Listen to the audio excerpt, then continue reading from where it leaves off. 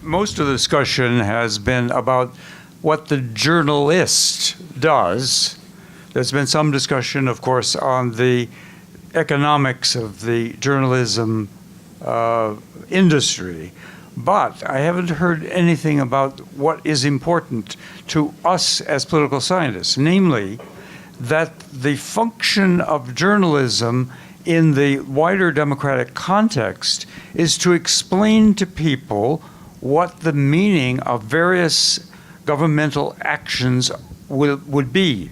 During an election campaign, for example, proposals are made, but the proposals don't get any depth of coverage from the media, so that we know that some of the proposals are fake proposals, essentially, and others are not very well developed. Now, there was a time, I forget how many years ago, when journalists were criticizing each other for the horse race coverage of an election. Well, that has not changed. We're still stuck on the horse race. But when is it that we learn that proposals of candidates running for office who might be the leader of the world are proposing things that are either infeasible or dangerous? And why is it that these are not being covered by any news sources at all, and thus not informing the public and leaving the electorate relatively reliant on ideology and not fact? It's an interesting question, because political science, as you know, hasn't always been kind to journalism.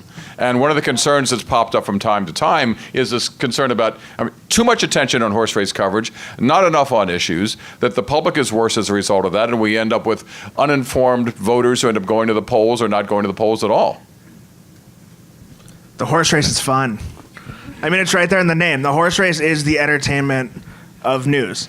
And I think when a lot of news organizations try to cover the policy proposals, because they will try to cover everything, you don't read them.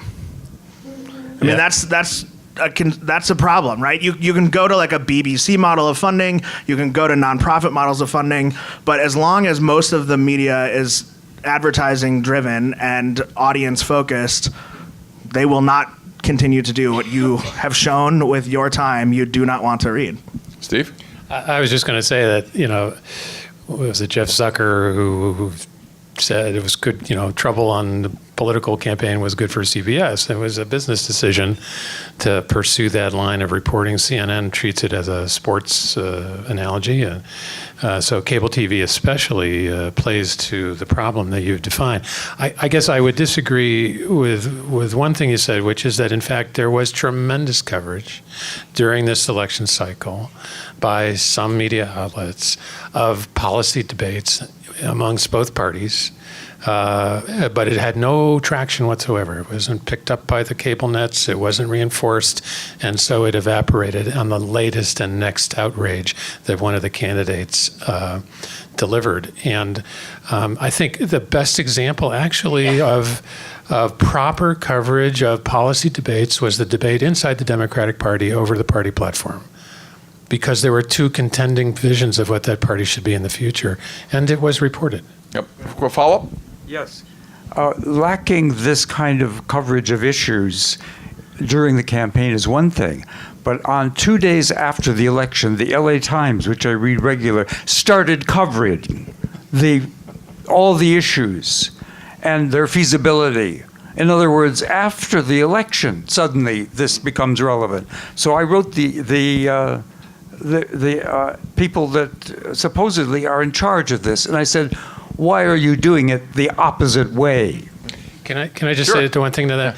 So, point perfectly well taken. On Halloween Day, we published a story about the so-called Golden Shower dossier that the FBI had possession, and I was reviewing the veracity of that story, and it had been delivered by a former British counterintelligence agent.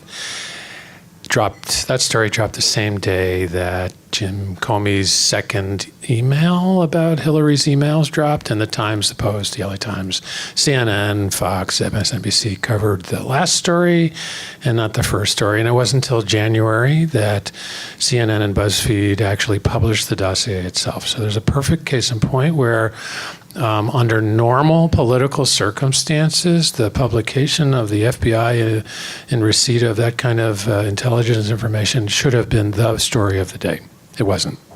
There's also a million variables here. Sorry to jump in really quick. That one specifically is interesting to me because I was in New York with Clara Jeffrey, the editor of Mother Jones, in January when everybody else started picking it up, and she couldn't have been more frustrated that Mother Jones was there months ago and nobody was talking about it. We're talking about a site that reaches 14 million people a month. It's a huge audience, and sometimes you can't move the needle no matter what you do, and that's some weird internet voodoo that good luck to anybody who tries to figure it out. Well, I think we got bigfooted by the Comey story. I think that's what it came down to. Linda? I do think that there was the coverage that you're complaining was lacking, but it got buried. I mean, it got really buried on the best news sites. And the other thing that happened, quite frankly, is that there was a fair amount of sheepishness on the part of the media because they hadn't taken Donald Trump seriously until really very, very late in the campaign.